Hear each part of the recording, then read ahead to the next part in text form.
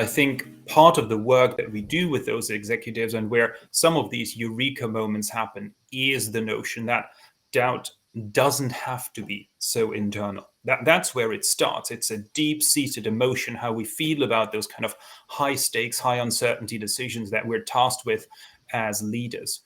But again, what is really critical is that we build these support networks, that we build teams around us that can help us through these moments of doubt.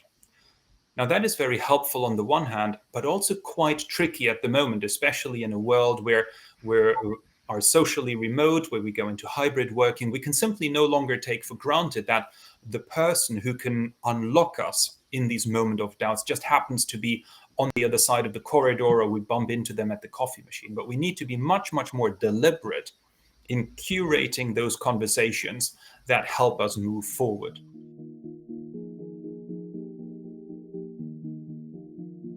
Once people believe, yes, this leader has the experience, they have the skills, they have the resources to do the job. If that leader stands in front of an organization and they're asked a question and they say with humility, you know what, I don't have the information to give you the right answer, or I can't possibly predict that.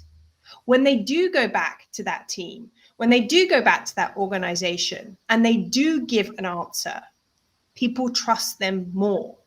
So this ability to say, I don't know, I'm not sure, I don't have the information to give you an answer now, this is really the rocket fuel behind humility. And humility in leaders, what we're seeing, is like a superpower when it comes to trust.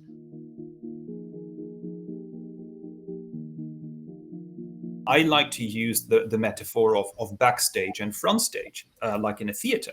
In the backstage, we create practice spaces where we can rehearse, where we can make mistakes. So we genuinely have greater confidence in our performance once we step onto the front stage.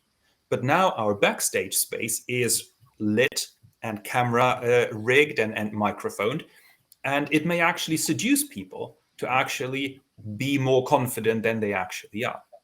The other thing that we've noticed throughout the pandemic is, of course, that it is much more difficult in an online world to practice this hesitation that Rachel mentioned earlier. Pauses are awkward at the best of times when we speak to people face to face. We're tempted to jump in with an idea that may not be fully formed, that we may not even fully believe in ourselves.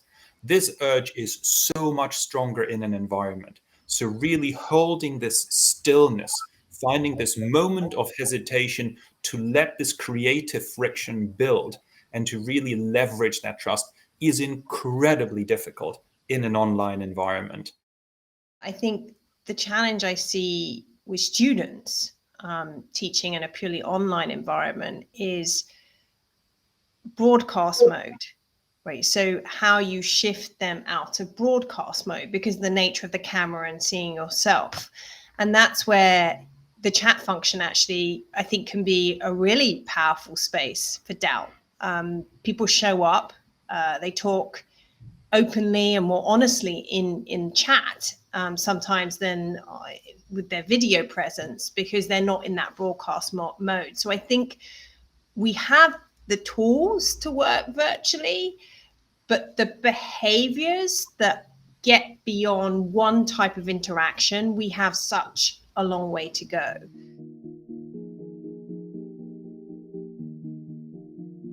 Hybrid working, in many ways, through a trust lens, is a much harder challenge than pure virtual working because there is judgment around personal choice.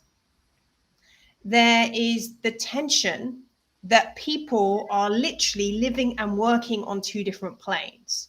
So you may have had this experience that if you are in a meeting, if you're trying to teach, if you're trying to facilitate or whatever it may be, and you're in the room and people are online, your natural attention and energy goes to those people in the room.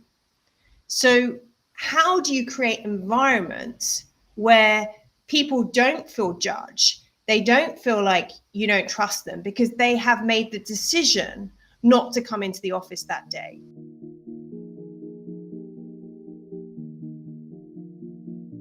we have been thinking about doubt as an ingredient rather than the antithesis to confidence. As leaders told us, the better I doubt myself, the more confidence I have in my decision, the more conviction I have in my communication.